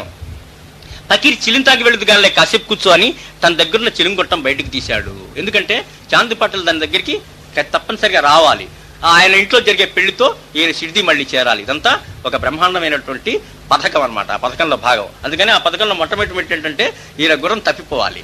అందుకని మాయం చేసి ఉంటాడు బాబాని బహుశా. పకీర్ చిలుం తాగి వెళుతుగానే కాసేపు కూర్చో అని తన దగ్గరున్న చిలుం గొట్టం బయటకు తీశాడు. ఆ పరమాత్మ సాయి తన దివ్యలీల ప్రదర్శించదలుచుకొని కూర్చిన సంఘటన తప్ప అవంతటా జరిగిన సంఘటనలు కావేమో. చాంద్ పటేల్తో ఆయనకు ఏ అనుబంధం ఉందో, ఆయన ద్వారా సిద్ధి చేరేలాగా ఆయన ఎందుకు సంకల్పించుకున్నారో మనకి ఎలా తెలుస్తుంది? ఆయనతో చాంద్ పటేల్ని ఎందుకు ఎన్నుకున్నాడు మళ్ళీ సిద్ధి వెళ్ళటానికి? పరమాత్మ చర్యలు మనకు ఎంతవరకు అర్థమవుతాయి? ఆయన లీలలు చూచి ఆనందించడం తప్ప, ఓహో ఇటువంటి లీలలు చూశాడు, ఆయన అదృష్టవంతుడు కాబట్టి ఆయన ఎన్నుకున్నాడు సిద్ధి చేర్చుకోవడానికి. ఆ పకీరు చాందును అప్పుడే విడిచిపెట్టలేదు. ఎందుకంటే రానున్న కాలంలో తనను మరలా సిద్ధికి చాంద్ పటేల్ చేర్చవలసి ఉంది కదా. ఈయన ద్వారానే మళ్ళీ సిద్ధి వెళ్ళాలి. అందుకని ఒక పట్టాన్ని వెళ్తానంటే సెలవు ఇవ్వాలి. ఆయన చిలుముగొట్టం తీసి పొగాకు కూడా బయటకు తీసి పొగాకు నలిమి చిలుముగొట్టంలో కోరటం మొదలుపెట్టారు బాబా. చిలుం తాగాలంటే తడిగుడ్డ కూడా ఉండాలి, నీరు నిప్పు రెండూ ఉండాలి. ఆ రెండూ అక్కడ లేవు. పకీరు తన పని మౌనంగా తాను చేసుకుపోతున్నాడు. అక్కడ వెలిగించడానికి వెళ్ళలేకపోయినా కానీ ఈయన నలుపుతున్నాడు, దానిలో కూరుస్తున్నాడు, తాగడానికి సిద్ధపడుతున్నాడు. పొగాకు నలిపాడు, చిలుంగొట్టంలో కూరాడు. చేతిలో ఉన్న సటకాడ కర్ర నేల మీద కొట్టాడు పకీరు. ఆశ్చర్యపోయాడు చాంద్. సటకా నేల మీద తగలగానే అక్కడ కనకనమని మండుతున్న నిప్పు కణిక ఏర్పడింది. చిలుం కాల్చడానికి కావాల్సినవి ఏంటో అవి వచ్చేస్తున్నాయి. ఒక నిప్పు కణిక ఏర్పడింది. అది సటకానా లేకపోతే అగ్నిదేవుని దండమా అనుకున్నాడు. ఇదేంటి కర్రతో కొట్టంగానే అగ్ని వచ్చేసింది. అక్కడ చేతిలో ఉన్న సటకాతో నేల మీద కొట్టాడు పకీరు. ఆశ్చర్యపోయాడు చాంద్. సటకా నేల మీద తగలగానే అక్కడ కనకన మండుతున్న నిప్పు కణిక ఏర్పడింది. అది సటకానా లేకపోతే అగ్నిదేవుని దండమా అనుకున్నాడు చాంద్ పటేలు. దానిలో నుంచి అగ్ని సృష్టింపబడింది. పకీరు నిప్పు కణికను తీసి చిలుంగొట్టం మీద ఉంచాడు. తన దగ్గరున్న గుడ్డ పీలికను ఒక దాన్ని తీశాడు. ఆ గుడ్డను నీటితో తడిపి చిలుంకు చుట్టి అందులోంచి పొగ పీల్చాలి. తడిగుడ్డ చుట్టాలి, దానికి నీళ్లు కావాలి. ఆ తడిగుడ్డ ఫిల్టర్ లాగా ఉపయోగపడుతుంది అన్నమాట. పొగాకు లోటుకు రాకుండా అది అడ్డం పెట్టుకుంటారు తడిగుడ్డని. మరలా పకీరు ఆ సటకాతోని నిప్పు వచ్చిన చోటే నేల మీద కొట్టాడు. మళ్ళీ అదే ప్రదేశంలో కొట్టాడు. అక్కడి నుంచి బుడబుడమని నీరు ఊరింది. గుడ్డను తడిపి చిలుంగొట్టానికి చుట్టి పొగ పీల్చాడు పకీరు. మహాలీల జరిగిపోతున్నది. నిప్పు వచ్చింది, నీళ్ళు వచ్చి చిలుము కూర్చొని తాగుతున్నాడు. చాంద్ నిప్పు నీరు సుట్టి అవ్వటం చూచి ఆశ్చర్యంలోంచి తేరుకోలేకపోతున్నాడు. ఇక్కడేమో ఎక్కడో తప్పిపోయినటువంటి గుర్రాన్నేమో ఎదురుగా సృష్టించి ఇచ్చాడు, నిప్పు నీరు సృష్టించాడు, ఎదురుగా జరిగిపోతున్నది. మహిమ ఆయన చేతిలో దండందా లేక పకీర్దా అని ఆశ్చర్యపోతున్నాడు. ఈ కర్ర ఎవరి చేతిలో ఉంటే వాళ్ళు అట్లా సృష్టిస్తారా, లేకపోతే ఎవరిది మహిమ, కర్రదా అయిందా అని ఆశ్చర్యపోతున్నాడు చాంద్. పకీరు చిలుము తను పీల్చి పాటిలకు కూడా అందించాడు. పకీర్ చేతులోంచి చిలుంగొట్టం తీసుకుని నోటి దగ్గర పెట్టుకుని ఒక్కసారి గట్టిగా పీల్చాడు చాంద్ పటేల్. బాబా 2 పీల్పులు పీల్చి పక్కవాడికి పటేల్కి అందించాడు, పీల్చు అని చెప్పి. నేను పకీర్ చేతులోంచి చిలుంగొట్టం తీసుకుని నోటి దగ్గర పెట్టుకుని ఒక్కసారిగా గట్టిగా పొగ పీల్చాడు చాంద్ పాటిల్. అది మామూలు చిలుము గొట్టమా, సాక్షాత్తు పరమాత్మ సాయి అందించిన దివ్య ప్రసాదం. అంతేగా, పరమాత్మ చేతుల నుంచి ఏదిచ్చినా సరే అదే ప్రసాదం. అందుకనే మాస్టర్ గారికి చీరాల స్వామి సిగరెట్లు ఇచ్చినప్పుడు మహాప్రసాదంగా అనుకుని తాగారు, ఆయన సిగరెట్లు తీసుకున్నారు. అప్పటి నుంచే మాస్టర్ గారు సిగరెట్ తాగటం మొదలుపెట్టింది. అది మామూలు చిలుము గొట్టమా, సాక్షాత్తు పరమాత్మ సాయి అందించిన దివ్య ప్రసాదం. ఎందుకంటే అప్పటికప్పుడు సృష్టించి ఇచ్చినవి. అప్పుడు మనసులో మెరుపులా మెలిసింది కాబోలు చాందుభాయ్ పటేల్కు. ఆ పీల్చిన తర్వాత ఆయన మనసులో మెరిసింది. ఏం మెరిసింది? తాను ఇప్పటి వరకు తన గుర్రాన్ని ఎలాగైనా తనకు దొరికేలా చేయమని ఏ దైవాన్ని దీనంగా ప్రార్థించాడో, ఈ చిలుంగొట్టం బాబా అందించి ఆయన ఒక పీల్పు పీల్చిన తర్వాత అప్పుడు ఒక ఆలోచన వచ్చింది ఆయనకి. ఏం ఆలోచన వచ్చింది చాంద్ పటేల్కి? అప్పుడు మనసులో మెరుపులా మెలిసింది కాబోలు చాంద్ పటేల్కు. తాను ఇప్పటి వరకు తన గుర్రాన్ని ఎలాగైనా తనకు దొరికేలా చేయమని ఏ దైవాన్ని దీనంగా ప్రార్థించాడో, ఆ దైవమే ఈ పకీర్ రూపంలో తన ఎదుట దర్శనమిస్తున్నాడని తోచింది కాబోలు. పీల్చిన తర్వాత అనిపించింది ఆయనకి. ఏమనిపించింది? నేను ఏ దైవాన్ని ప్రార్థించానో ఆయనే ఈయన. ఆ దైవమే ఈ పకీర్ రూపంలో తన ఎదుట దర్శనమిచ్చాడని తోచింది కాబోలు. లేకపోతే ఏ మారుమూర దూరతీరాల్లోనే ఉన్న తన గుర్రాన్ని తన మహిమ చేతనే ఈ మహిమాన్వితుడు ఇక్కడికి రప్పించాడని తోచింది కాబోలు. సంకల్ప మాత్రాన నిప్పు నీరు సృష్టించగల పంచభూతాలకు అధిపతి అయిన వానికే ఇది సాధ్యం కదా. పంచభూతాలు ఎవరికి స్వాధీనంలో ఉంటాయో వాళ్లే నిప్పు నీరు సృష్టించగలుగుతారు అనుకున్నాడు కాబోలు చాంద్ పటేలు. కోరిన తక్షణమే కోరినదల్లా ప్రసాదించే కల్పవృక్షం గురించి, కామధేనువు గురించి వినిముంటాం కానీ తన ఎదురుగా అవి 2 మూర్తిభవించి పకీర్ రూపంలో ఉన్నాయని తోచిందేమో. కల్పవృక్షం, కామధేనువు మనకి ఏవి కావాలంటే అవి సృష్టించిస్తాయి. ఈయన కూడా అట్లాగే ఏది కావాలంటే అది సృష్టించిస్తున్నాడు బాబా కూడా ఎదురుగా నుంచి పకీరు. కల్పధేనువు కల్పవృక్షం గురించి, కామధేనువు గురించి వినిముంటాం కానీ తన ఎదురుగా అవి 2 మూర్తిభవించి పకీర్ రూపంలో ఉన్నాయని తోచిందేమో చాంద్ పటేల్కు. ఆ మహనీయుని విడిచిపెట్టి బుద్ధి కాలేదు. ఈయన గొప్ప మహనీయుడు అని చెప్పి ఈ బాబా ఇచ్చిన చిలుం ప్రసాదం పీల్చిన తర్వాత ఆయనకి ఇటువంటి అద్భుతమైన ఆలోచనలు వచ్చాయి. ఈయన మామూలు వాడు కాదు, దైవమే సాక్షాత్తు, పంచభూతాలకు అధిపతి, కల్పవృక్షం, కామధేనువు 2 ఈయనే అనుకున్నాడు. ఉన్నాయి తోచింది కాబోలు చాంద్ పటేల్కు. ఇహ ఆ మహనీయుని విడిచి వెళ్లి బుద్ధి కాలేదు. గురుప్రసాదం యొక్క విలువ అట్లా ఉంటుంది. ఎప్పుడైతే గురుప్రసాదం మన నోట్లో వేసుకున్నామో వారి సన్నిధికి మనకి ఒక అనుబంధం ఏర్పడుతుంది. అక్కడి నుంచి మనకి పోబుద్ధి కాదు ఎప్పటికీను. మరోసారి పాదాల మీద పడి కృతజ్ఞతలు తెలుపుకున్నాడు. ఈ మహనీయుని వదిలి వెళ్లబుద్ధి కావటం లేదు. ప్రసాదం తిన్న తర్వాత అవతల తను ఇల్లు విడిచి చాలా కాలమైంది. ఇంటి దగ్గర కుటుంబ సభ్యులు కంగారు పడుతూ ఉంటారు. ఎప్పుడైతే బాబా ప్రసాదం, బాబా సన్నిధి కాసేపు అనుభవించాడో అప్పుడే ఆయనతో అనుబంధం ఆయనకి పెనవేసుకుపోయింది. ఈయన వదిలిపెట్టి వెళ్ళలేకపోతున్నాడు చాంద్ పటేల్ ఆ కాసేపటికే. కానీ ఇంటి దగ్గర గుర్తొస్తున్నాయి భార్యా పిల్లలు. చాలా రోజులైంది ఇల్లు విడిచి వెళ్ళి. ఇంటి దగ్గర కుటుంబ సభ్యులు కంగారు పడుతూ ఉంటారు. వాళ్ళు ఎన్ని ఇబ్బందులు పడుతున్నారో, తన గుర్రం కోసం ఎంతగా ఆందోళన పడ్డాడో తన కోసం ఇంట్లో వాళ్ళు మరింకింత ఆందోళన చెందుతున్నారు అనుకుని కలతపడసాగారు. చాలా రోజులు ఇంటికి చేసేసరికి వాళ్ళు కూడా ఎక్కడికి వెళ్ళాడు, ఏమైపోయినాడని వాళ్ళు కూడా దిగులు పడుతూ ఉంటారు. ఈ మహనీయుని వదలలేడు. దొరక్క దైవమే మూర్తి భవించి ఎదురుగా నిలిస్తే అలాంటి మహనీయుని వదిలి వెళ్ళటమా అనుకున్నాడు కాబోలు. వాళ్ళు అక్కడే బాబా ఉన్న టైం నుంచి కూడా ఒక్కసారి సిరిడి వచ్చి అక్కడే అంకితమైపోయిన వాళ్ళు చాలా మంది ఉన్నారు. ఇంకా తిరిగి ఇంటికి వెళ్లకుండా చాంద్ పటేలే ప్రథమంగా అట్లా చేసినటువంటి వాడు. తన ఆయన వదిలి వెళ్లే ప్రశ్న లేదు. మరి ఇంటికి త్వరగా వెళ్ళాలి ఎలా? ఈయన వదిలిపెట్టి వెళ్ళడానికి వీల్లేదు, నిశ్చయం చేసుకున్నాడు. ఈయన వదలటానికి వీల్లేదు ఏమైనా కానీ. తర్వాత మరి ఇంటికి వెళ్ళాలి, త్వరగా ఇంటికి వెళ్ళాలి ఎలా? ఘర్షణ పడుతున్నాడు రెండింటి మధ్య. ఆలోచించగా చాంద్ పటేల్కి ఒక ఆలోచించాల్సింది. దేనికైనా కానీ ఉంటుంది, మనం చేయాలనుకుంటే దానికి ఏదో మార్గం దొరుకుతుంది. ఏ మార్గం దొరికిందంటే ఈయనకి అద్భుతమైన మార్గం దొరికింది. ఈ మహనీయుని తన ఇంటికి పిలుచుకు వెళ్తే మేలు, ఎంతో మేలు అనుకున్నాడు. ఇంక వదిలే ప్రశ్న ఉంటుందిగా, ఎమ్మడి పెట్టి సరిపోయి వెళ్ళిపోతే సరిపోతుంది. ఈయన వదిలేనక్కర్లేదు. ఇంటి దగ్గర తను అనుకున్నది 2 నెరవేర్తాయి ఒకసారిగా. ఆలోచించగా చాంద్ పటేల్కి ఒక ఆలోచన వచ్చింది. ఆ మహనీయుని తన ఇంటికి పిలుచుకు వెళ్తే ఎంతో మేలు అనుకున్నాడు. అతను ఎంతో ప్రేమతో, భక్తి గౌరవాలతో ఆ మహాత్ముని తనతో పాటు రమ్మని తన ఇంట ఆతిథ్యం స్వీకరించేదాకా తనకు తృప్తి లేదని మరీ మరీ ప్రార్థించాడు. 2 birds at 1 shot. ఇంటి దగ్గర తను ఉన్నట్టుంటుంది, మానిని సాంగత్యం వదులుకోకుండా రెండు సరిపోతుంది అనమాట.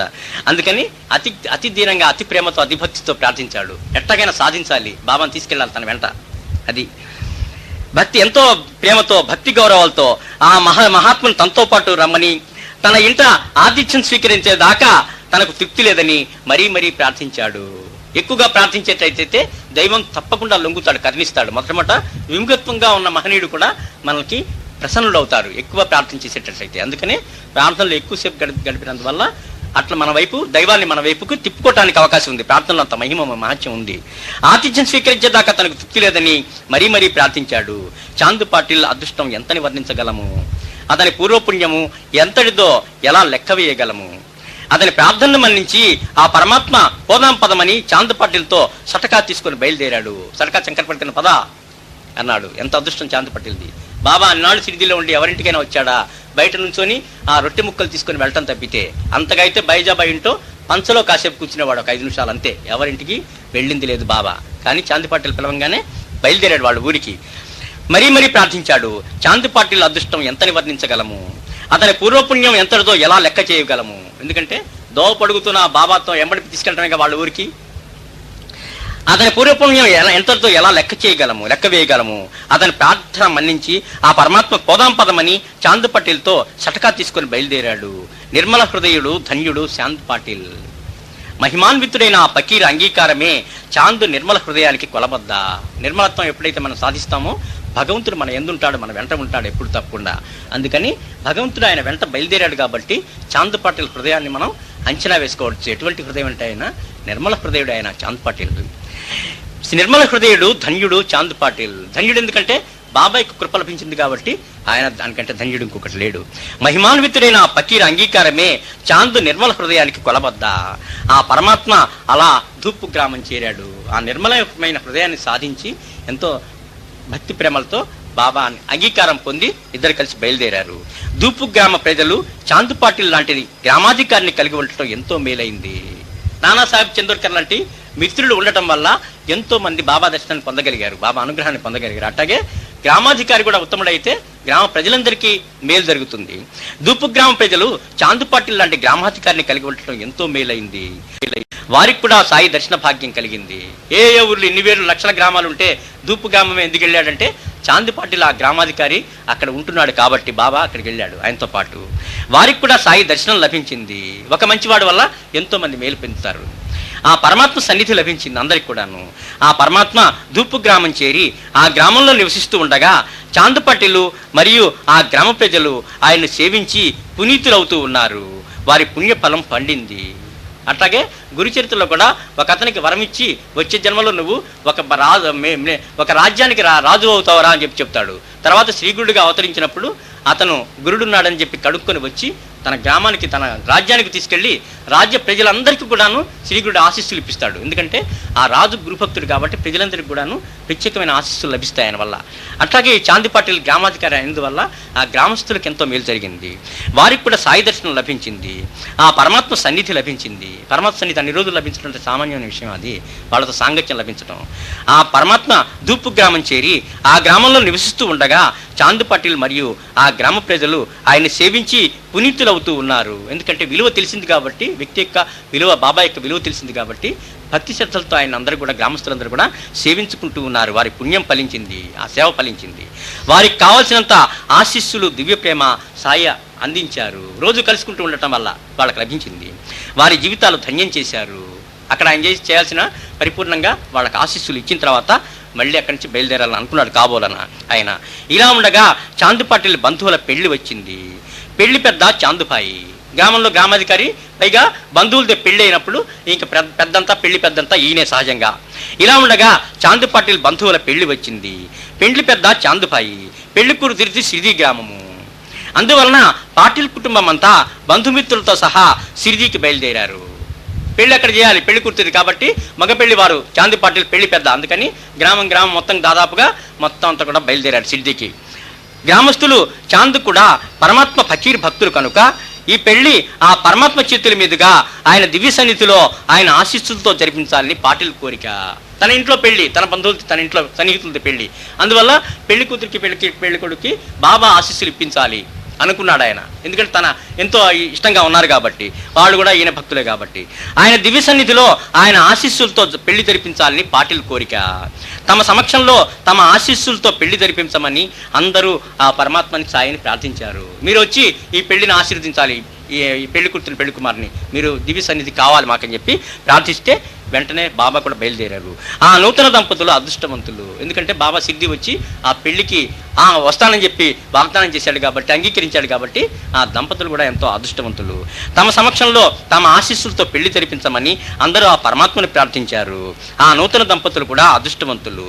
ఆ పరమాత్మ ఆ పెళ్లి బృందంతో పాటు సిద్ధికి బయలుదేరారు. వాళ్ళ హృదయాల్లో ఎటువంటి భావాలు వస్తే బాబా అట్లా కదిలి కదిలి అట్లా వెళ్తున్నాడు అని చెప్పి అర్థం చేసుకోవడానికి కోసంగా మనం ఇంత విపులంగా ఆ భావాలన్నీ కూడా రాసింది. ఆ భక్తుల హృదయంలో ఎటువంటి భావాలు ఉంటే ఎటువంటి ఫలితం వస్తుంది అనేది ఇక్కడ. ఆ పెళ్లి దంపతులకు ఆశీస్సులు కోరారు కాబట్టి బాబా బయలుదేరాడు. తమ ఆశీస్సులతో పెళ్లి జరిపించమని అందరూ పరమాత్మను ప్రార్థించారు. ఆ నూతన దంపతులు అదృష్టవంతులు. ఆ పరమాత్మ ఆ పెళ్లి బృందంతో పాటు సిద్ధికి బయలుదేరాడు. పరమాత్మ ఆ పెళ్లి బృందంతో ప్రయాణించటం, ఆ బృందమంతా ఆ పరమాత్మతో ప్రయాణించటం వారికి అదొక మరుపురాని స్మృతి. బాబాతో ప్రయాణం చేయాలంటే ఎంత ఇదిగా ఉంటుంది. మనకి ఒక ఆత్మీయుడితో మాస్టర్తో యాత్రలు చేస్తుంటే అదొక మధుర స్మృతి. ఆ బస్సుల్లో వెళ్తుంటే సిరిడి గాణగాపూర్ యాత్రలు మాస్టర్ తీసుకెళ్లేవాళ్ళు. అప్పుడప్పుడు కొద్ది మందిని అట్లా తీసుకెళ్లారు. అదొక అద్భుతమైన అనుభూతి. అట్లాగే బాబాతో వాళ్ళు యాత్ర చేస్తున్నారు, వెళ్తున్నారు. ఆ యాత్రలో మరి ఆయన ఏ రకంగా వాళ్ళని ఆశీర్వదిస్తూ మరి వాళ్ళతో మాట్లాడుతూ సరదాగా పెళ్లి కదా వెళ్తూ ఉంటాడో అదంతా కూడా వాళ్ళు ఆ పరమానందాన్ని అనుభవిస్తూ వాళ్ళు వెళ్తూ ఉన్నారు ఆ పెళ్లి బృందంతో. పరమాత్మ ఆ పెళ్లి బృందంతో ప్రయాణించటం, ఆ బృందమంతా ఆ పరమాత్మతో ప్రయాణించటం వారికి అదొక మరుపురాని స్మృతి అవుతుంది. అదొక పెళ్లి బృందం. పెళ్లి బృందం అంటేనే ఎంతో సంతోషంగా, ఎంతో ఆర్భాటంగా కళకళలాడుతూ ఉంటుంది. నిజానికి అది ఒక పెళ్లి బృందమైనా ఆ బృందంలో పరమాత్మ ఉండటం వల్ల బండ్లలోనూ వెనకాల ముందు పరివారంతోనూ ఆ పెళ్లి బృందం సంతోషంతో కళకళలాడుతూ వెళ్తూ ఉంటే జగత్ కళ్యాణానికి బయలుదేరిన పరమాత్మకు చేసే ఒక ఊరేగింపులాగా ఉంది. కానీ మామూలు పెళ్లి సందడిగా పెళ్లి బృందంలాగా లేదు. ఎందుకంటే మధ్యలో బాబా ఉన్నాడు, అటు ఇటు పరివారం అంతా ఉన్నాయి, మహా కోలాహలంగా వెళ్తున్నాడు. ఈయనంతా కూడా అంతా భక్తులు, బాబా భక్తులు. ఎలా ఉంటుంది అది నిజంగా అంటే బాబాకు చేస్తున్న ఒక ఊరేగింపుగా ధూపు గ్రామం నుంచి సిరిదికి తీసుకెళ్తున్నట్టుగా ఉంది. ఎందుకంటే పరమాత్మ ఎక్కడికి వెళ్ళినా సరే ముందు వెనుక పరివారాలు వస్తుంటాయి కాబట్టి ఆ పరివారాల్లో వీళ్ళు మరో రూపంలో ఆ గజేంద్రుని రక్షించడానికి ఆయన బయలుదేరుతుంటే వెనకాలన్నీ ఎట్లా అయితే వెళ్తున్నాయో వాళ్ళే ఆ రూపంలో ఈ చాంది పట్టులు వాళ్ళు కూడా అంత అటువంటి అవతార పురుషులే అనమాట. వాళ్ళు కూడా పరివారం వెంట ఉన్నవాళ్ళు. వీళ్ళు బయలుదేరంగానే మధ్యలో ఆయన వాళ్ళ పరివారం అంతా ముందు వెనక ఉంటుంది. ఆ పరమాత్మ బయలుదేరినప్పుడు ఎంతో సంతోషంతో ఆర్భాటంగా కళకళలాడుతూ ఉంటుంది. నిజానికి అది ఒక పెళ్లి బృందమైనా ఆ బృందంలో పరమాత్మ ఉండటం వల్ల బండ్లలోనూ వెనక ముందు పరివారంలోనూ ఆ పెళ్లి బృందం సంతోషంతో కళకళలాడుతూ వెళ్తూ ఉంటే జగత్ కళ్యాణానికి బయలుదేరిన పరమాత్మకు చేసే ఒక ఊరేగింపులాగా ఉంది. కానీ మామూలు పెళ్లి బృందంలాగా లేదు. ఆ పరమాత్మను అలా బండిలో ఎక్కించి ఊరేగిస్తూ ఎంతో సంతటిగా సిరిడి గ్రామం చేరాడు చాంద్ పాటిల్. ఒక ఊరేగింపుతో తీసుకెళ్లారు బాబాని. పెళ్లి బృందాన్ని ఎదురేగి ఆహ్వానించడానికి ఆడపెళ్లి వారు గ్రామం బయట నిలిచి వేచి ఉన్నారు. చెట్టు కింద నీడిగా ఉంటుందని ఒక పెద్ద మర్రి చెట్టు కింద బళ్ళు ఆపించారు. ఉంటారుగా రిసీవ్ చేసుకోవడానికి వాళ్ళంతా సిరిదిలో ఆడపెళ్లి వాళ్ళంతా అక్కడ ఎదురుగా ఉన్నారు, వీళ్ళు ఎప్పుడు వస్తారని చెప్పి. చెట్టు కింద నీడిగా ఉంటుందని ఒక పెద్ద మర్రి చెట్టు కింద బండ్లు ఆపించారు. అక్కడే కొద్ది దూరంలో ఖండోబా ఆలయం కనపడుతూ ఉంది. అక్కడ ఖండోబాలయం యువతల మెర్రి చెట్టు రోడ్డు పక్కన. అక్కడ ఆహ్వానించి అక్కడ దించారు మగ పెళ్లి వాళ్ళని. ఆ ఆలయం పూజారి మహల్సాపతి, ఖండోబాలయ పూజారి మహల్సాపతి తెలిసిందేగా అందరికీ. బాబా మొట్టమొదటి సిరిదిలో పెళ్లి వారంతో వచ్చినప్పుడు అక్కడ దిగారు ఆయన. పెళ్లి బృందాన్ని ఎదురేగా ఆహ్వానించడానికి ఆడపెళ్లి వారు గ్రామం బయట వేచి ఉన్నారు.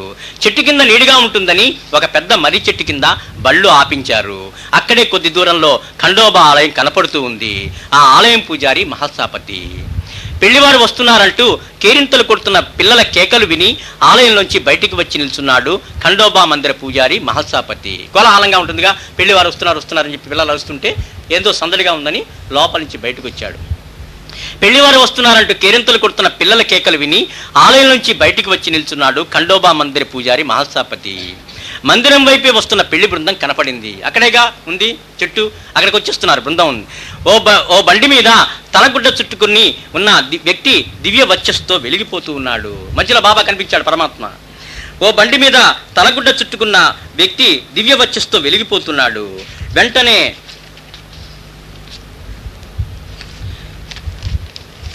మహల్సాపతి గుర్తించాడు. చూడంగానే పెళ్లి బృందంలో చూడంగానే దృష్టంతా మొట్టమొదట బాబా మీద పడింది మహల్సాపతి దృష్టి. వెంటనే గుర్తించాడు. కొద్ది కాలం కిందట వేప చెట్టు కింద నివసించి ఎటో వెళ్ళిపోయిన బాలయోగి గుర్తుపట్టాడు. వెంటనే బాలయోగి అయినా తిరిగి వచ్చి వస్తున్నాడు.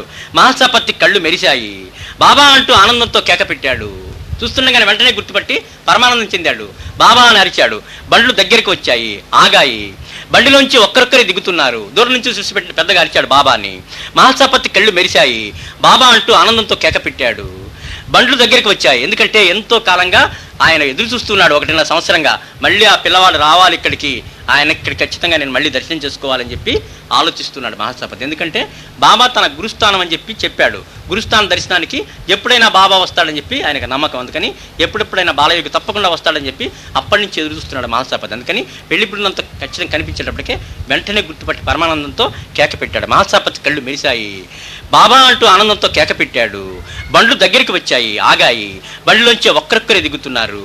ఇవన్నీ మహల్సాపతి పెట్టలేదు. మిగతా వాళ్ళు ఎవరిని చూడాల పట్టల ఆయనకి. ఇవన్నీ మహల్సాపతికి పట్టలేదు. బాలయోగి పైన అతను దృష్టి అంతా. బాలపకీర్ బండి దిగాడు. మహల్సాపతి వైపు చూచాడు. అప్పుడే ఆధ్యాత్మిక సంప్రదాయాన్ని ఒక మహత్తరమైన మలుపు తిప్పి మనవాళ్ళని భక్తి వైపుకు తీవ్రంగా ఉన్ముఖులు చేసే కొత్త సాంప్రదాయానికి ప్రారంభ సన్నివేశం జరిగింది. బాబా బండ్లు ఒక్కొక్కటి దిగుతున్నాయి. బాబా బండి కూడా ఆగింది. ఆయన నుంచి పరమాత్మ దిగాడు. దిగినప్పుడు మహల్సాపతి ఎవరిని పట్టించుకోలేదు, బాబా వైపు చూస్తున్నాడు. బాబా కూడా వాళ్ళంతా మర్చిపోయాడు, పెళ్లి వారినందరినీ. మహల్సాపతినే చూస్తున్నాడు, ఈయన వైపు వచ్చేస్తున్నాడు. బాలయోగి పైన అతని దృష్టి అంతా. బాలపకీర్ బండి దిగాడు. మహల్సాపతి వైపు చూశాడు. అప్పుడే ఆధ్యాత్మిక సాంప్రదాయాన్ని ఒక మహత్తరమైన మలుపు తిప్పి మనవాళ్ళని భక్తి వైపుకు తీవ్రంగా ఉన్ముఖులను చేసే కొత్త సాంప్రదాయానికి ప్రారంభ సన్నివేశం జరిగింది. అప్పుడే జరిగింది ఈ సాయి సాంప్రదాయం అనేది. అప్పుడే ప్రారంభమైంది. ఆ కొత్త సాంప్రదాయానికి ప్రారంభ సన్నివేశం జరిగింది. బండిలోంచి దిగుతున్న బాలపకీర్ను చూచాడు మహల్సాపతి.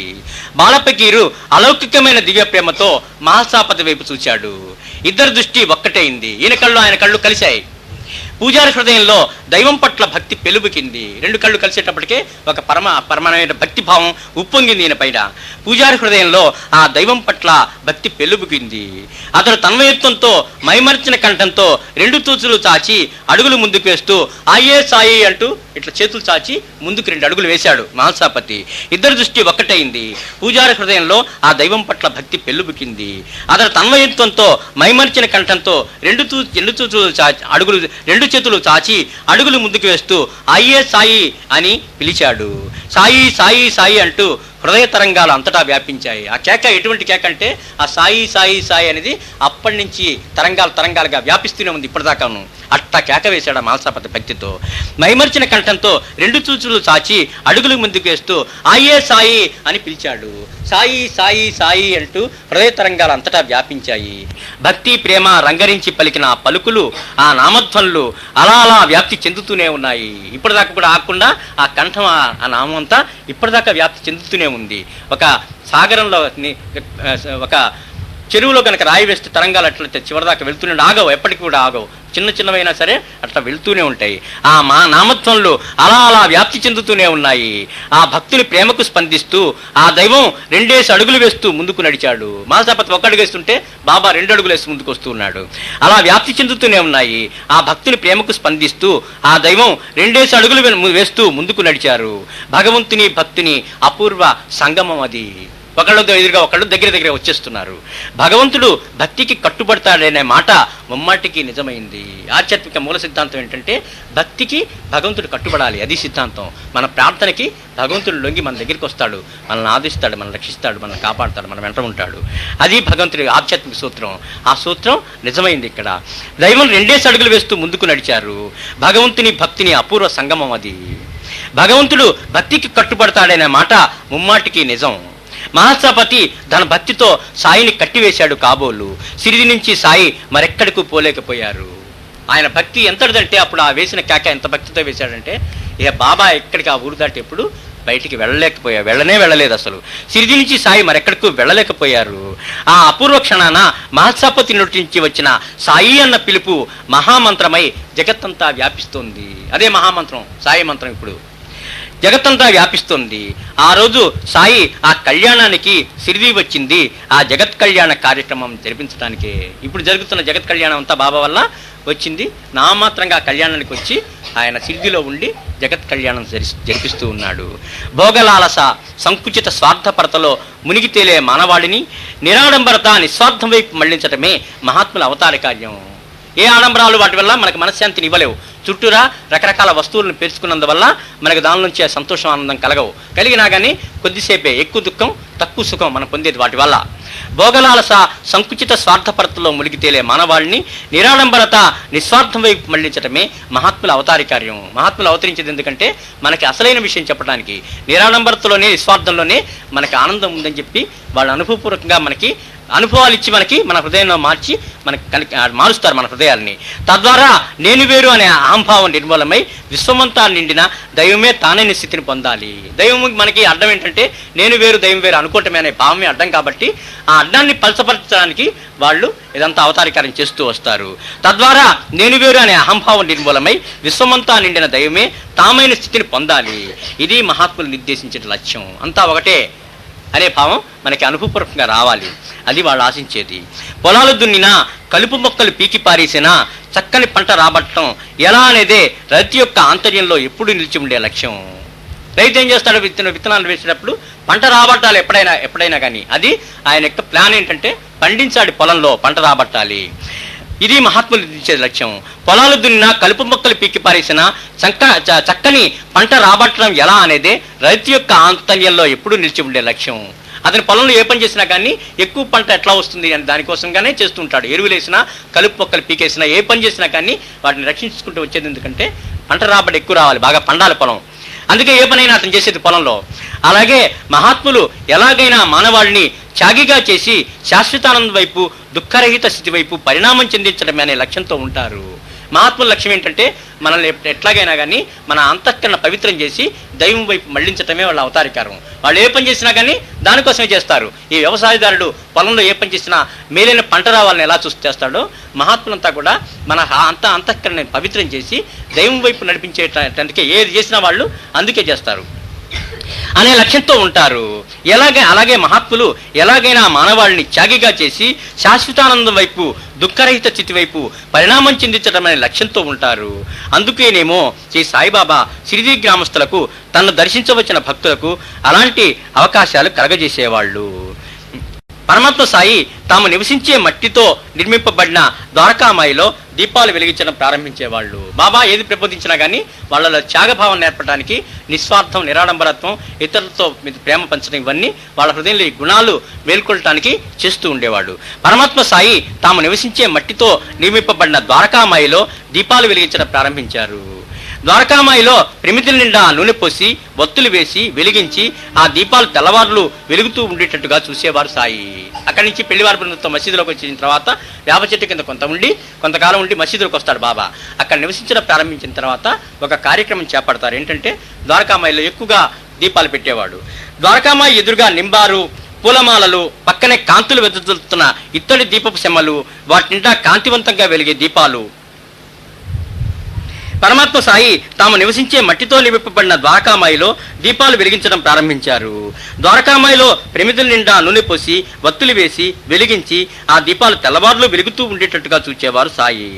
ఇలా అనుకోగానే ఇప్పుడు నాకు ద్వారకామాయి ఎదురుగా నింబారు, పూలమాలలు, పక్కనే కాంతులు వెదులుతున్న ఇత్తడి దీపపు సెమ్మలు, వాటి నిండా కాంతివంతంగా వెలిగే దీపాలు, పక్కనే తిరగలి, గోధుమల బస్తా, దక్షిణలు వేసే హుండి, సాయి సన్నిధి, తలలు వంచి పాదాలకు శిరస్సుతో వందనమాచరిస్తూ బాబా కళ్ళలోకి చూస్తూ వదల్లేక ఇవతలకి రావడం గుర్తొస్తుంది. మనకు ద్వారకామాయి గుర్తు రాగానే ఇవన్నీ వరుసగా గుర్తొస్తాయి. ఇవన్నీ చూసుకుంటే మనం లోపలికి అట్లా వెళ్ళి ఇవన్నీ చూసుకుంటూ వెళ్ళి ఆఖరిన పరమాత్మ పాదాల దగ్గర తలపెట్టి కళ్ళల్లోకి చూస్తూ ఈ వీడు పో అంటుంటాడు. వెనకాల వాడు ఉంటాడు కదా, మనం వదలలేక క్యూలో యువతలకి వస్తుంటాం. ఇదంతా ద్వారకామాయి గుర్తు రాగానే మన కళ్ళ ముందు అట్లా తిరుగుతుంది ఒక్కసారి. మనం మళ్ళీ అక్కడ ద్వారకామాయిలోకి వెళ్ళి ఆయన పాదాల దగ్గర నమస్కరిస్తున్నట్టుగానే ఉంటుంది, అనుభూతి వస్తుంది మనకి. అది చాలా మంచిది అట్లా ద్వారకామాయిని గుర్తు తెచ్చుకోవటం ఎప్పుడు కూడాను. ఇప్పుడు సాయి ఇలా అనుకోగానే ఇప్పుడు నాకు ద్వారకామాయి ఎదురుగా నింబారు పూలమాలలు, పక్కనే కాంతులు వెదులుతున్న ఇత్తడి దీపపు సెమ్మెలు, వాటి నిండా కాంతివంతంగా వెలిగే దీపాలు, పక్కనే తిరగలి, గోధుమల బస్తా, దక్షిణలు వేసే హుండి, సాయి సన్నిధి, తలలు వంచి పాదాలకు శిరస్సుతో వందనమాచరించి బాబా కళ్ళలోకి చూస్తూ వదల్లేక యువతలికి రావటం గుర్తొస్తోంది. సాయినాథ మహారాజ్కి జై, ద్వారకామాయికి జై. అప్పుడు అలా దీపాలు వెలిగించడానికి కావలసిన నూనెను సాయంత్రం పూట పరమాత్మ సాయి అంగళ్ళ దగ్గరికి వెళ్ళి నూనె యాచించి తెచ్చేవారు. ఆయన దగ్గర ఏముండదు కదా, ఏదైనా ఇతరులను అడగాల్సిందే. రోజు వెళ్ళేవాడు యాచించడానికి నూనె ఇవ్వమని చెప్పి. పరమాత్మ సాయి అంగళ్ళ దగ్గరికి వెళ్ళి నూనె యాచించి తెచ్చేవారు. పరమాత్మ సాయి ప్రతిరోజు అలా చేసేవారు. వ్యాపారులు పాపం రోజు లేదనకుండానే ఇస్తుండేవాడు. ఏదో పకీరు మహాత్ముడు ఉంటున్నాడు ఇద్దామని చెప్పి ఎప్పుడు కూడా లేదనేవాళ్ళు కాదు వాళ్ళు. అయితే వారికి ఏమి ఇబ్బంది కలిగిందో మనకు తెలియదు.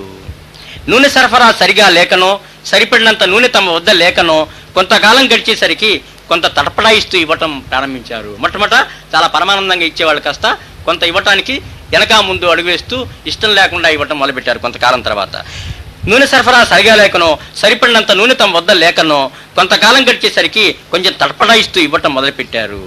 బాబా తప్ప మరెవరూ నివసించిన ఆ ద్వారకామాయిలో రాత్రంతా ఇన్ని దీపాలు ఎందుకో అర్థం కాలేదు వాళ్ళకి. నిజమే, వాళ్ళ సంకోచం కూడా. ఒక్కడుంటాడు అక్కడ మసీదులో అన్ని దీపాలను అన్నేందుకు, రాత్రంతా కూడా దేనికి నూనె ఖర్చు ఎక్కువ చేస్తున్నాడు అనవసరంగా. అందరూ నిద్రించే ఆ నిశీతిలో అక్కడ దీపాలు వెలిగించకపోతే వచ్చే నష్టం ఏమిటి అనుకున్నారు వాళ్ళు. అందరూ నిద్రపోతుంటారు, బాబా ఒక్కడు అక్కడ ఇన్ని దీపాలు ఎందుకు రాత్రంతా అనుకున్నారు వారు. పైగా ఆ దీపాల వల్ల ప్రతిరోజు తమకు నూనె నష్టమవుతూనే ఉంది. నూనె సప్లై అంతా వీళ్ళు చేయాలి. అదొక దండగ ఖర్చుగా కనిపించింది వారికి. ఇకపైన ఆ ఖర్చు తగ్గించుకోవాలని వారు అనుకున్నారు. ఎందుకంటే బాబా చేసేటటువంటి కార్యక్రమం ఆయన ఆంతర్యం తెలియకపోవటం వల్ల ఒక పకీరు అనవసరంగా ఒక్క దీపం చాలు, అక్కడ ఇంత నూనె అనవసరం అని నిర్ణయానికి వచ్చారు వాళ్ళు. అదొక దండగ ఖర్చుగా కనిపించింది వారికి. ఇకపై ఆ ఖర్చు తగ్గించుకోవాలని వారు అనుకున్నారు. ఈసారి సాయి నూనె కోసం వచ్చినప్పుడు నూనె లేదంటే లేదన్నారు. ఏదో అవసరం వచ్చింది, వాళ్ళు ఎకానమీ చేసుకోవాల్సిన అవసరం వచ్చింది వాళ్ళకి. అందుకని ఈ ఎకానమీలో భాగంగా వాళ్ళు మొట్టమొదట ఈ నూనె ఇవ్వటం కట్ చేసేసారు. ఇకపైన ఆ ఖర్చు తగ్గించుకోవాలని వారు అనుకున్నారు. ఈసారి సాయి నూనె కోసం వచ్చినప్పుడు నూనె లేదంటే లేదన్నారు. పరమాత్మ సాయి ప్రేమపూరిత హృదయుడు. ప్రేమపూరిత హృదయం అంటే ఇచ్చినా ఇవ్వకపోయినా, ద్వేషించినా ప్రేమించినా ఒకటిగానే ప్రేమ ప్రదర్శిస్తూ ఉంటుంది. ప్రేమపూరిత హృదయం అంటే అట్లా ఉంటుంది. అవతల వాడి రియాక్షన్ కాదు, ఇటువైపు నుంచి అపారమైనటువంటి ప్రేమ ప్రవహిస్తూనే ఉంటుంది. పరమాత్మ సాయి ప్రేమపూరిత హృదయుడు. ఆయనకు మానవాళి పైన దయ తప్ప మరో భావం ఉత్పన్నం కాదు. వాళ్ళ స్వభావం ఎట్లాంటిదంటే మన మీద దయే, రెండో భావం వాళ్ళ మనస్సు, వాళ్ళ ఆంతర్యం ఉత్పత్తి చేయలేదు అసలు. అటువంటి స్థితిలో ఉంటారు వాళ్ళు.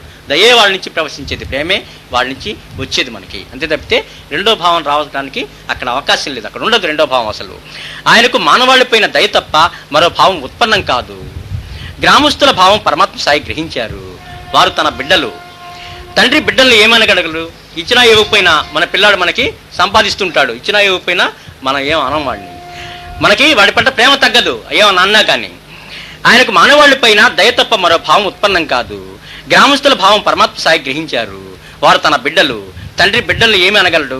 వారిని సంస్కరించాలని చూస్తాడు తప్ప మరో రకంగా ఎలా ఆలోచిస్తాడు? ఎలాగైనా వాళ్ళ భావాన్ని మార్చాలి, అంతే తప్పితే వాళ్ళని కోపట్టడం కానీ మరొక రకంగా చేయటానికి కానీ ఆలోచన ఆయన హృదయంలో ఉత్పన్నం కాదు అసలు.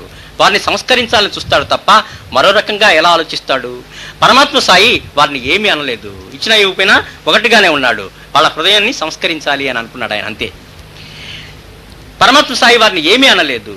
పరమాత్మ సాయి ఆ దైవ నిలయంలో దీపాలు వెలిగిస్తూ సిరిడి ప్రజలు నిద్రిస్తున్న సమయంలో వారి సుఖశాంతుల కోసం, వారిని ఉద్ధరణ కోసం తాము దైవ ప్రార్థనలు చేస్తూ ఎక్కువ సమయం గడిపేవారు. బిడ్డలు నిద్రపోతుంటే వాళ్ళు మేలుకోరి తల్లిదండ్రులు ఎట్లా అయితే ఆలోచిస్తూ ఉంటారో అట్లా వాళ్ళంతా గ్రామస్తులంతా సుఖంగా నిద్రపోతుంటే బాబా ఆ దైవ సన్నిధిలో దీపాలు వెలిగించి వాళ్ళ క్షేమం కోసం నిద్రపోకుండా ఆయన హరిస్మరణ చేస్తూ ఉండేవాడు. లోపల మహాసభతో అంటుంటాడు, నా హృదయం మీద నువ్వు చేయి పెట్టి భగవంతుడి స్మరణ జరుగుతూ ఉంటుంది, ఆగిపోతే నన్ను లేపి నాకు చెప్పు అంటాడు. ఎప్పుడు అట్లాంటి అవకాశం మహాసభకి రాలేదు. అంటే బాబా ఏం చేస్తున్నాడు అక్కడంటే ఆ భగవంతుని అల్లాని స్మరిస్తూ భగవంతుని హరిస్మరణలో ఆయన ఉండేవాడు. ఎందుకు ఆ స్మరణ అంటే మన మేలు కోసం, గ్రామస్తుల మేలు కోసం. గ్రామం అంటే ఒక ఆయన దృష్టిలో ప్రపంచం అంతా కూడా గ్రామమే. మన కోసం ఆయన రాత్రి అంతా కూడా ప్రార్థన చేస్తూ గడిపేవాడు. ఆ నూనె దీపాలు అట్లా భగవంతుని సన్నిధిలో పెట్టి పరమాత్మ సాయి ఆ దైవ నిలయంలో దీపాలు వెలిగిస్తూ సిరిడి ప్రజలు నిర్దిస్తున్న సమయంలో వారి సుఖశాంతుల కోసం, వారి ఉద్ధరణ కోసం తాను దైవ ప్రార్థనలు చేస్తూ ఎక్కువ సమయం గడిపేవారు. ఆయన నిద్రపోయేవాడు కాదు అసలు. దీపం వాతావరణ కాలుష్యాన్నే కాక మనో కాలుష్యాన్ని కూడా నివారిస్తుంది. 2 ప్రయోజనాలు ఉన్నాయి. మనసులో కూడా తేడాలు ఉంటే సరి చేస్తుంది, మనకి మంచి భావాలు కలగజేస్తుంది దీపం. నీ తేజస్వరూపునిగా, పరంజ్యోతిగా, పరబ్రహ్మకు సంకేతంగా, పరాణ్యతకు సహకారిగా దైవ సన్నిధిలో వెలిగించిన దీపాన్ని ఆరాధిస్తారు. దీపం కూడా పరమాత్మ, అందుకని దైవం. అందుకని దీపం వెలిగించగానే కూడా శ్లోకం చదువుకొని దండం పెట్టుకుంటారు, దైవ శ్లోకం చదువుకొని. అందుకని దీపాన్ని చూడంగానే కూడా మనకి మన గురువు గుర్తొస్తాడు, మన దైవం గుర్తొస్తుంది. దీపారాధన ఒక భక్తిపూరితమైన కార్యం. నిశ్చలంగా వెలిగే జ్యోతి మనో ఏకాగ్రతను ఇస్తుంది. దీపం ప్రసరించే కాంతి త్యాగానికి సంకేతం. శ్రీ సాయి తమ కాలాన్ని వెచ్చించడం ద్వారా సుఖశాంతులు సిరిడి గ్రామ ప్రజలకు అక్కడ లభించేటట్టుగా చేశారు.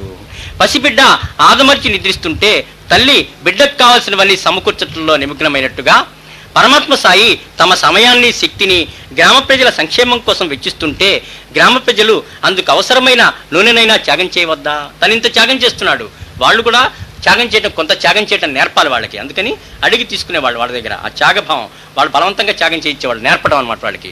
ఆ నూనె వాళ్ళు త్యాగం చేయడం అలవాటు చేశాడు ఆయన. అందుకు అవసరమైన నూనెైనా త్యాగం చేయవద్దా? ఈయన తమ సమయాన్ని, తమ శక్తినంతా కూడా వినియోగించి వాళ్ళ కోసం ప్రార్థిస్తున్నాడు భగవంతుడిని. వాళ్ళు కొద్దిగా నూనె తీసుకుంటున్నాడు వాళ్ళ త్యాగం అలవాటు చేయడానికి. వెచ్చిస్తుంటే గ్రామ ప్రజలు అందుకు అవసరమైన నూనెైనా త్యాగం చేయవద్దా? ఎందుకంటే ఏది కూడా ఉచితంగా రాదు మనకి. మనం ఏదో ఇస్తేనే, కొంత ఇస్తేనే ఎక్కువగా వస్తుంది. అందుకని ఆ ఇవ్వటం నేర్పడానికి కూడా బాబా అలా చేశారు. నూనె అడగటం ద్వారా వ్యాపారుల సంపాదనలో కొంత వారు దానం చేసుకుని పుణ్యఫలం సంపాదించేలాగా వారికి అవకాశం ఇచ్చారు. ఆ పరమాత్మ సాయి మన జీవనానికి సమృద్ధిగా సరిపోగా ఎక్కువగా మన దగ్గర ధనం సమకూరితే మనం ఆ ధనాన్ని ఎలా వినియోగిస్తామో మనకు తెలిసిన విషయమే. క్రమంగా విలాసాలకు అలవాటు పడతాము, అనవసరపు ఆడంబరాలకు పోతాము. డాబు, దర్పం, విలాసాలు, వినోదాల వరకు ఆకుండా వ్యసనాల జోలికి కూడా పోగల అవకాశాలు కూడా ఉన్నాయి. డబ్బు ఎక్కువ చేరిన కొద్దీ మనకి ఇవన్నీ వస్తూ ఉంటాయి. అహంభావం పెరిగిపోతుంది, తద్వారా దైవానికి దూరం అయ్యే ప్రమాదం ఉంది. ఇవన్నీ కూడా రావడానికి అవకాశం ఉంది. అందుకే మనకు గల ఆదాయంలో కొంతైనా దానం చేయమన్నారు పెద్దలు. సర్వజీవులను దైవ స్వరూపులుగా భావించి తనను అర్థించిన వారికి దానం చేసే ఆ త్యాగబుద్ధి వల్ల దైవాన్ని శరణ పొందటం అలవడుతుంది. కొంత దానం చేస్తే ఆ దానం వల్ల కొంత పుణ్యం వస్తుంది. ఆ పుణ్యం ఫలం వల్ల మహాత్ములతో సాంగత్యం లభిస్తుంది మనకి. అందుకని పుణ్యఫలం ఎక్కడికి తీసుకెళ్తుందంటే మహాత్ముడి దరి చేర్చుకుని తీసుకెళ్తుంది. కాబట్టి వాళ్ళ చేత ఆ దానం చేయించేవాడు బాబా. ఎందుకంటే తమ సన్నిధి తమ నుంచి ఎక్కువ అనుగ్రహం పొందడానికి వీలుగా, అందుకని ఆయన అలా చేయించేవాడు. సిరిడి గ్రామస్తులు ఆ త్యాగబుద్ధి వల్ల దైవాన్ని శరణ పొందటం అలబడుతుంది. సిరిడి గ్రామస్తులు పరమాత్మ సాయికి నూనె ఇవ్వటానికి నిరాకరించారు. పరమాత్మ సాయి మౌనంగా తిరిగి ద్వారకామాయికి వచ్చారు. ప్రమిదల నిండా నీరు పోశారు, ఒత్తులు వేశారు, రోజులాగే వెలిగించారు. దీపాలు కాంతివంతంగా వెలిగాయి. యోగం ద్వారా ఇనుమును బంగారంగా మహనీయులు మార్చగలరని మనకు తెలిసిన విషయమే. దత్తావతారైన శ్రీగురుడు ఇనుప వస్తువులు తాకి బంగారంగా మార్చి తల్లిని ఆశ్చర్యపరచడం శ్రీగురి చరిత్రలో చూడవచ్చు. గురి చరిత్రలో ఆయన ఎంతటికి మాట్లాడకపోతే ఏంటి వీడి పిల్లవాడు ఇట్లా ఉన్నాడంటే మహిమ చేసి చూపిస్తాడు ఆయన ఇనుమును బంగారంగా తాకి. నేడు శాస్త్రజ్ఞులు ఆటమిక్ రియాక్షర్లలో ఒక పదార్థాన్ని మరో పదార్థంగా మార్చగలుగుతున్నారని వింటూ ఉన్నాము. పరమాత్మ సాయి తమ యోగశక్తితో నీటిలో దీపాలు వెలిగించారు. దైవ కార్యంలోనూ నలుగురికి మేలు చేసే ఏ కార్యక్రమంలోనైనా సహాయ నిరాకరణ వల్ల నష్టపోయేది మనమే. దైవ కార్యం కేవలం మానవుల సహాయ సహకారాల మీద ఆధారపడలేదని పరమాత్మ సాయి సూచించారు. నీటితో వెలిగిన దీపాలు చూచాక గ్రామస్తులకు కనువిప్పు కలిగింది. వారు ఆ పరమాత్మను శరణు వేడారు. ద్వారకామాయిలో నివసించే సాయి సామాన్యులు కారని వారికి అర్థమైంది.